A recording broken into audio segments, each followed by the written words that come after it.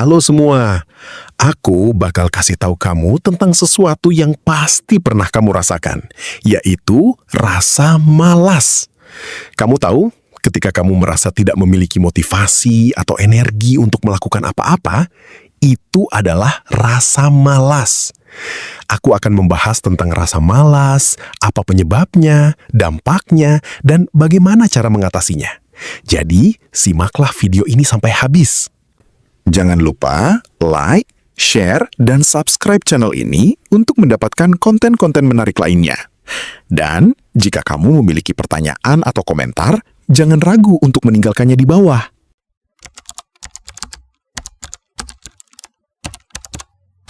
Aku bakal membahas tentang rasa malas. Dan pertama-tama, kita harus memahami apa itu rasa malas. Rasa malas itu adalah suatu kondisi di mana kamu merasa tidak memiliki motivasi atau energi untuk melakukan apa-apa. Kamu mungkin merasa lelah, lesu, dan tidak tertarik pada aktivitas-aktivitas yang biasanya kamu nikmati. Kamu tahu, rasa malas bisa sangat mengganggu kehidupan sehari-hari.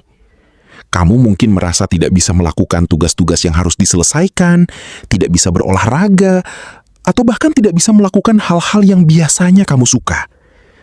Rasa malas bisa membuat kamu merasa tidak puas dengan diri sendiri, dan itu bisa berdampak pada kesehatan mental dan fisik kamu. Definisi rasa malas sebenarnya cukup kompleks, karena bisa dipengaruhi oleh banyak faktor. Namun, secara umum, rasa malas bisa didefinisikan sebagai suatu kondisi di mana kamu merasa tidak memiliki kemampuan untuk melakukan sesuatu, baik karena kelelahan, kekurangan motivasi, atau karena adanya hambatan-hambatan lain. Gejala-gejala rasa malas juga bisa bervariasi, tetapi beberapa yang paling umum adalah merasa lelah, lesu, dan tidak tertarik pada aktivitas-aktivitas. Kamu mungkin juga merasa tidak memiliki energi, tidak bisa konsentrasi, dan tidak bisa membuat keputusan-keputusan yang tepat. Rasa malas juga bisa membuat kamu merasa tidak puas dengan diri sendiri, dan itu bisa berdampak pada kesehatan mental dan fisik kamu. Kamu mungkin pernah mengalami rasa malas ketika bangun pagi, dan kamu merasa tidak ingin melakukan apa-apa. Kamu mungkin merasa lebih ingin tidur lagi, menonton TV, atau bermain game, daripada melakukan tugas-tugas yang harus diselesaikan. Atau kamu mungkin pernah merasa malas ketika harus melakukan sesuatu yang baru, seperti memulai proyek baru atau belajar sesuatu yang baru. Rasa malas itu juga bisa dipengaruhi oleh faktor-faktor lain, seperti lingkungan, kebiasaan, dan kondisi fisik. Misalnya, jika kamu tinggal di daerah yang memiliki polusi udara yang tinggi, itu bisa membuat kamu merasa lelah dan lesu. Atau jika kamu memiliki kebiasaan yang tidak sehat, seperti kurang berolahraga atau kurang tidur, itu bisa membuat kamu merasa malas. Jadi, rasa malas adalah suatu kondisi yang kompleks, dan itu bisa dipengaruhi oleh banyak faktor. Namun, dengan memahami definisi dan gejala-gejala rasa malas, kamu bisa mulai mengenali apa yang terjadi pada diri kamu. Dan itu bisa membantu kamu untuk mencari solusi yang tepat. Aku akan membahas lebih lanjut tentang penyebab dan dampak rasa malas, serta bagaimana cara mengatasinya di bagian selanjutnya.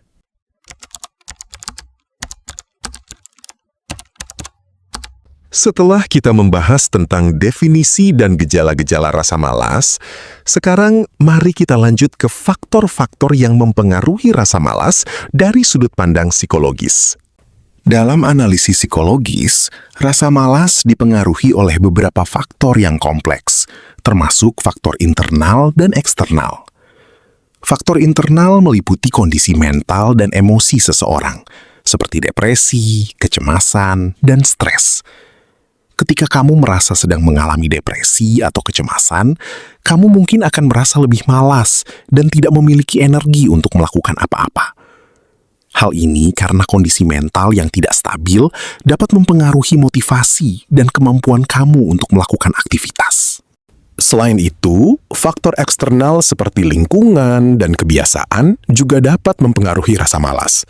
Misalnya, jika kamu tinggal di lingkungan yang tidak mendukung atau tidak memiliki akses ke fasilitas yang memadai, kamu mungkin akan merasa lebih malas dan tidak memiliki motivasi untuk melakukan apa-apa.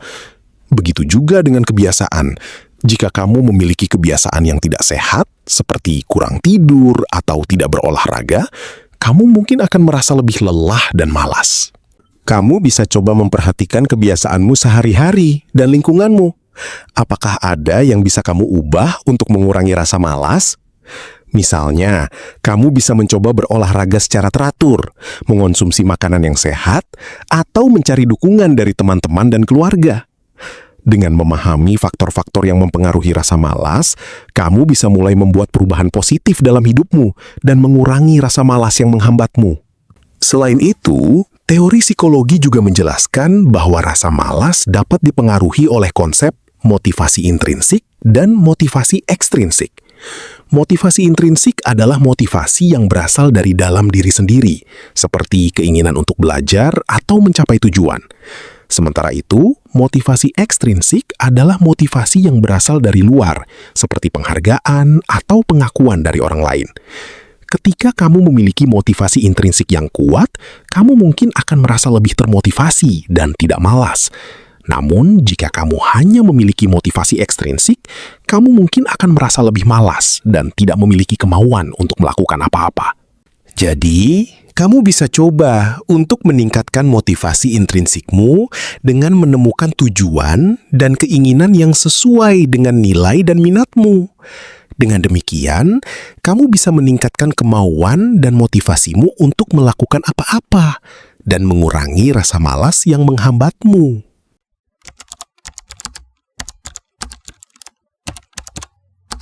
Setelah kita membahas tentang faktor-faktor yang mempengaruhi rasa malas, sekarang mari kita lanjut ke bagian yang sangat penting, yaitu dampak rasa malas pada hidup dan karir.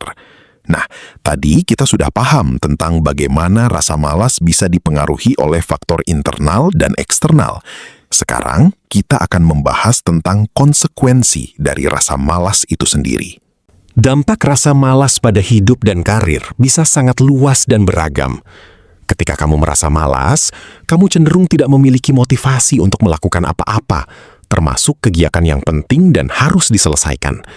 Ini bisa berarti bahwa tugas-tugas dan pekerjaan tidak selesai tepat waktu, yang pada gilirannya bisa mempengaruhi reputasi dan karir kamu. Selain itu, rasa malas juga bisa mempengaruhi hubungan dengan orang lain. Ketika kamu tidak memiliki motivasi untuk melakukan apa-apa, kamu cenderung menjadi lebih isolatif dan tidak ingin berinteraksi dengan orang lain. Ini bisa membuat kamu merasa kesepian dan tidak memiliki dukungan sosial, yang bisa memperburuk rasa malas dan membuatnya lebih sulit untuk diatasi. Dalam karir, rasa malas bisa sangat merugikan. Ketika kamu tidak memiliki motivasi untuk bekerja, kamu cenderung tidak memiliki prestasi yang baik, yang bisa mempengaruhi promosi dan gaji. Selain itu, rasa malas juga bisa membuat kamu kehilangan kesempatan untuk berkembang dan meningkatkan karir, karena kamu tidak memiliki motivasi untuk belajar dan meningkatkan kemampuan. Tidak hanya itu, rasa malas juga bisa mempengaruhi kesehatan fisik dan mental. Ketika kamu tidak memiliki motivasi untuk melakukan apa-apa, kamu cenderung tidak memiliki energi untuk berolahraga dan melakukan kegiatan yang sehat, yang bisa mempengaruhi kesehatan fisik. Selain itu, rasa malas juga bisa membuat kamu merasa stres dan cemas, yang bisa mempengaruhi kesehatan mental. Oleh karena itu, penting untuk mengatasi rasa malas dan meningkatkan motivasi.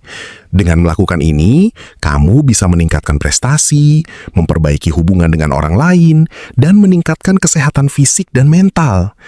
Dalam bagian selanjutnya, kita akan membahas tentang cara mengatasi rasa malas dan meningkatkan motivasi, sehingga kamu bisa mencapai tujuan dan meningkatkan kualitas hidup.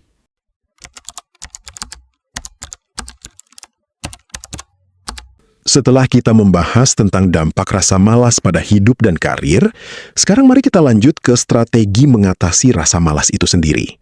Nah, tadi kita sudah paham tentang pentingnya mengatasi rasa malas. Sekarang kita akan membahas tentang tips dan teknik praktis untuk mengatasinya.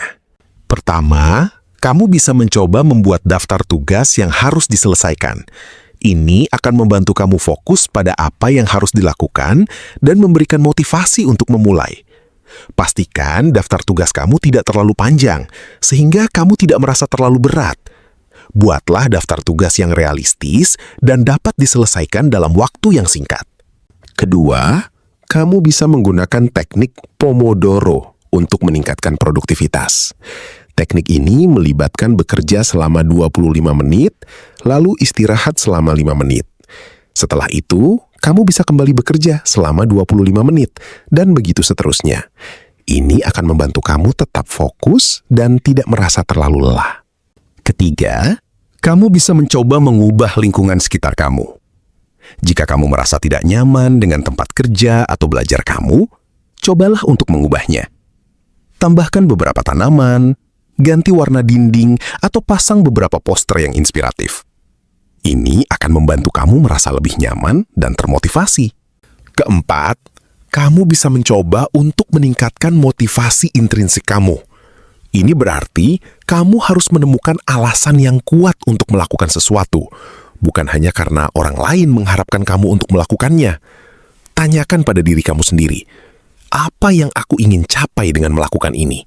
Atau, apa yang aku akan rasakan jika aku berhasil melakukan ini? Ini akan membantu kamu menemukan motivasi yang lebih dalam dan tidak hanya berdasarkan pada tekanan dari luar. Kelima, kamu bisa mencoba untuk membuat rencana aksi yang spesifik. Ini berarti kamu harus menentukan apa yang ingin kamu capai, kapan kamu ingin mencapainya, dan bagaimana kamu akan mencapainya. Pastikan rencana aksi kamu realistis dan dapat diukur, sehingga kamu dapat melihat kemajuan kamu dan merasa termotivasi. Terakhir, kamu bisa mencoba untuk mencari dukungan dari orang lain. Ini bisa berarti bergabung dengan komunitas yang memiliki tujuan yang sama, mencari mentor yang dapat membantu kamu, atau bahkan hanya berbicara dengan teman atau keluarga tentang tujuan kamu. Ini akan membantu kamu merasa tidak sendirian dan memiliki motivasi untuk terus maju. Dengan menggunakan strategi-strategi di atas, kamu dapat mengatasi rasa malas dan meningkatkan motivasi kamu. Ingat, mengatasi rasa malas tidaklah mudah. Tapi dengan kesabaran dan ketekunan, kamu dapat mencapai tujuan kamu dan merasa lebih puas dengan hidup kamu. Jadi, itulah konten tentang rasa malas yang aku bagikan untuk kamu. Aku harap kamu dapat memahami apa itu rasa malas, faktor-faktor yang mempengaruhi rasa malas, dampak rasa malas, dan strategi mengatasi rasa malas. Jangan biarkan rasa malas menghambat kamu untuk mencapai tujuan dan meningkatkan kualitas hidup. Terima kasih telah menonton video ini, dan jangan lupa untuk like, share, dan subscribe channel ini untuk mendapatkan konten-konten menarik lainnya.